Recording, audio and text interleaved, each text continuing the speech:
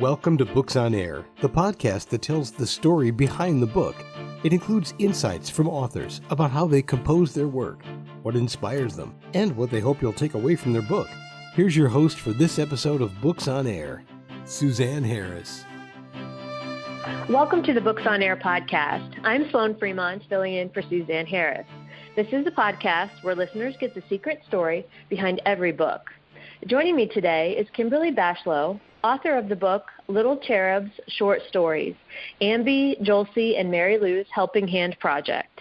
This book tells how a conscious and conscientious approach by young children and families can make a difference globally. Kimberly, I want to welcome you to the show. Oh, thank you very much. So let's start out by telling the audience just a little bit about yourself and how you came to write your book, Little Cherubs Short Stories. I was writing a couple of other projects and decided that they were rather long-winded, and decided that I wanted to reach a younger audience with a socially conscious book, and also to have the book in a short version so that they could learn from the book, be inspired by the book, not get bored by the book, and be educated as to various arising issues. And the book's really for between 5 to 11-year-olds. Mm-hmm. Mm-hmm. Okay. It's a series of books, and so I've published 3. You mentioned one of them, the Helping Hand Project. So it's the Little Cherubs Short Stories. The first book is Meet Ambie and Joulsie. To be or not to be, pet is a question. It's all about learning about pets, and it's an introduction to meeting Ambie and Joulsie, bringing them home, raising them, finding out they're magical kittens, and teaching them certain things along the way. As the children learn, so do the kittens learn. The second book is Mary Lou's Helping Hand Project. That's about her classmates at Angels Day School, and they learn about charities and fundraising and how to do good for people in the community. And they hold various fundraising events. And within that, they learn that the headmistress actually has magical pendants, and these pendants are there to inspire children to help endangered species, and that's where their magical adventures really start. So the first 2 books are introductory, and the third book is Ambie and Joulsie's Easter Parade, where they go on the grand adventure. So I'll probably read you an excerpt from that. Okay, yeah, and it sounds like there's, in your different books, there's a lot of, really it sounds like down-to-earth lessons for kids to learn. Yes. So of your books, what's one of the big themes throughout your books that you want to make sure that after reading that parents maybe could instill into their kids, maybe even after the books have been, after they've read them? It's really about teaching children to be kind, compassionate, to think of others, and also to be conscious of their environment. I mean, the modern-day theme now is climate change, the environment, and endangered species. So to raise them with that consciousness and teach them ordinary, everyday lessons within the book as well. It touches upon issues like death, fostering friendship, teamwork. So it's quite involved, but it's not boring and it's not heavy. It's short stories, and they're little themes within the book. Mm-hmm. Yeah. Well, and you mentioned reading us an excerpt. Do you want to go ahead and do that now? Yes. Okay. So the Ambie and Joulsie's Easter Parade is book 3 of the Little Cherub Short Stories. Fundraising continues at the Easter Parade for the Donkey Sanctuary. Michael, Beth and Mary Lou Naylor find themselves transported to Peru along with Glennie, their headmistress, Ambie and Joulsie, the pendants, the diamond and tiger tooth. They help Alvarez, who appears to them and guides them to the temple of Inti. the Inca sun god, where the never-ending treasures have been hidden during the 15th century for the protection of the Incas and the environment. During the modern-day excavation, the Naylors find the code word and the never-ending treasures appear. The magic continues.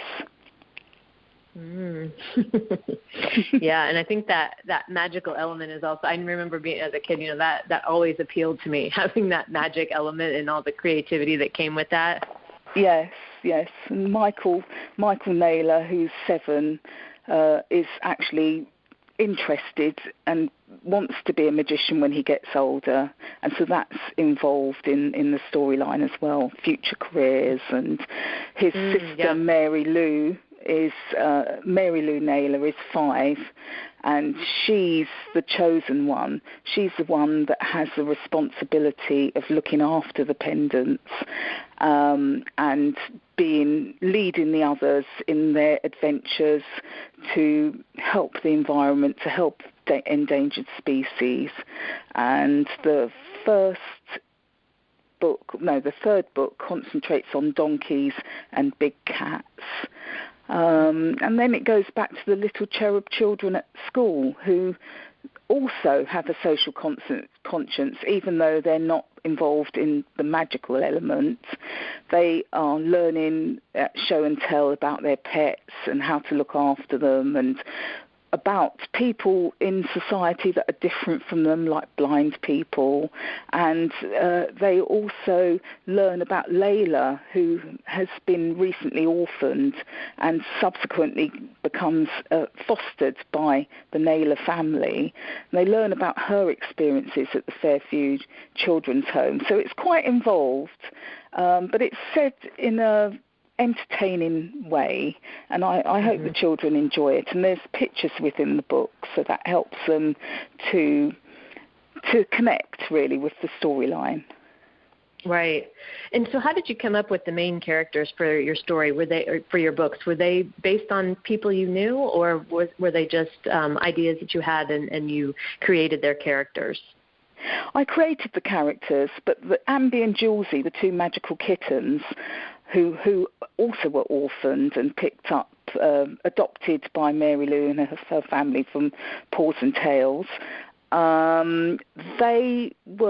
My inspiration was my own 2 kittens who have now passed away.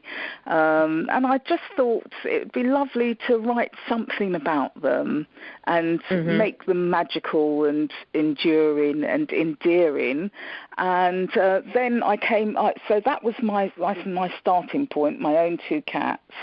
And I created the children's story and the family around that, and then thought, well, why not put in certain elements that will teach children and educate them? Why, it's not just a story to read and enjoy, but it teaches you about something about life, and then maybe that will inspire you to delve more deeply into that area, because children's minds are like sponges, and, if you can excite that interest, they might go on to look into it, to do a project on it, or maybe even later in life it might become a career for them. Who knows?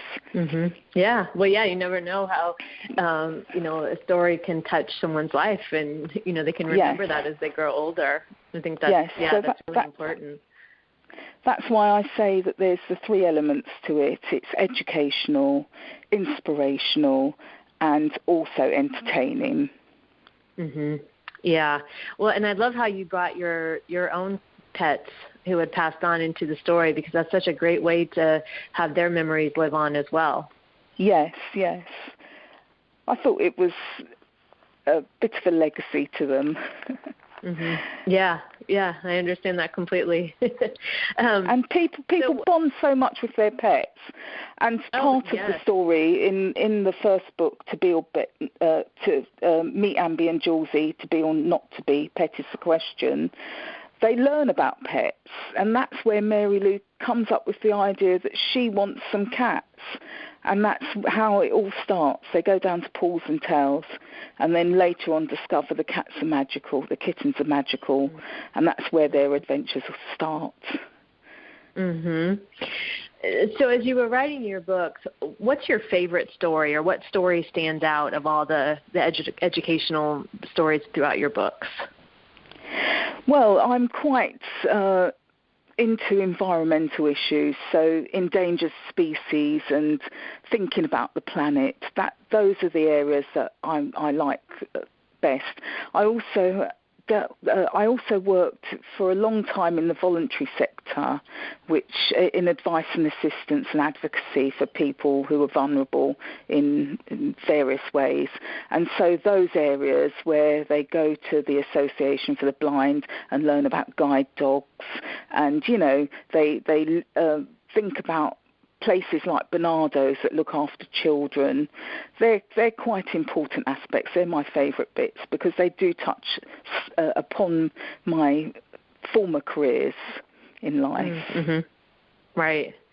And so was there anything that was difficult for you to write about? The death aspect. Laila lost her parents when she was 4, and so that was quite difficult to think about how a child would feel and, how they would react. And also death's a bit of it can be a bit stigmatized. It can be a bit scary, particularly to young children. So I had to think really about that aspect and put it in a certain way. But I hope I've shown that her feelings and the way she worked through it and the help that she got and eventually came across the Naylors who fostered her shows that out of real pain and hardship, you can find solace and happiness again. Mm-hmm. Yeah, and those lessons, those life lessons, these are big topics. These are big topics for adults. So exactly, even children, yes. It's even bigger, I'd imagine. Yes. And so I love your gentle, I can hear as you're explaining it, your gentle approach to this in a way that's not only educational, but also leaves that lasting memory from what they've read. Yes. Mm-hmm. They're going to come across situations in life just like the situations outlined in the book and more. I'm going to be writing more short stories, and that's one of the reasons I chose to make it short stories so that you could touch upon many aspects of life. Right. But right. Yes, I hope they really take to the environmental issues as well. Yes, and so what are you the most proud of as it relates to your books and maybe even your writing process? The fact that I actually put pen to paper and wrote them, to be quite honest, because I always wanted to write, but, various things got in the way. I always thought to myself, after reading great books when, at school and what have you, that I wanted to write. And in some ways I did, because I did train legally, and so a lot of writing went on there and a lot of projects and what have you. But I thought I wanted to write fiction, and I didn't quite know where to go with it. And in some ways it was born out of my own grief when I lost my parents. And for some reason I just started putting pen to paper, and it just, all the ideas came flowingly, and I'm quite proud that I've presented these books to young children for educational and entertainment purposes. So yes, it was a long road, but I eventually got there. Yeah. Well, and so do you have any advice for anybody listening who's interested in writing or starting out writing and maybe is a little hesitant or doesn't really know where to get started? Well, the thing that inspired me was I was in various choirs, and one day we were invited along to a creative workshop, and I attended.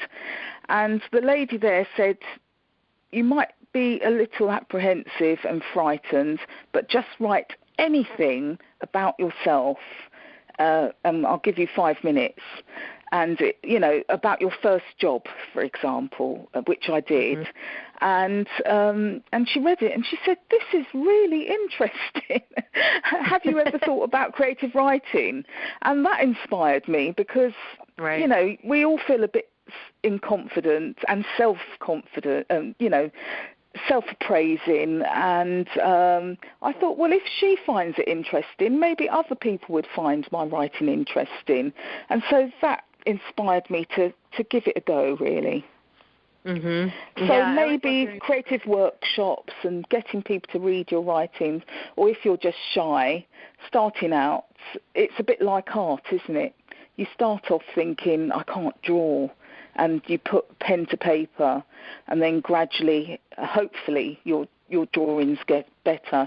And then someone might say, you've got a real talent, and that might inspire you to maybe go on courses or just move ahead with your drawings and paintings. And it's the same with creative writing, I would say, that, just start out slowly and maybe join some courses and get some feedback. And if it's no good, then it's no good. And if it is, well, people will give you that positive feedback. Mm-hmm. Yeah, and I love asking authors that question because it's pretty much everybody feels the same. Everybody I talk to, everybody feels like they were apprehensive at first. They were unsure that they could do it. But somewhere along the way, someone encouraged them in different ways, and then they ended up doing it and surprised themselves. And I think that's important to remind, especially the listeners, because everybody, it can feel very alone when you're starting out with something. And so, ask that question because everybody pretty much feels the same. Yes. But it is a solitary, it's a very solitary activity. So, but the thing is, once you get into it, if you've got an inquiring mind and a creative mind, you just find that you haven't got enough hours in the day. Because writing does take up a lot of hours, and the process of publishing and getting the books together. So I'm quite proud that I actually managed to publish these 3 books, and I'm going on to another 4th book in the Little Cherub short stories.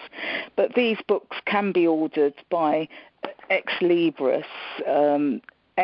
XLIBRIS, so orders at exlibrispublishing.co.uk, or you can go on Amazon, you can order them, or go on Kindle on Amazon, and for the American listeners, Barnes & Noble as well.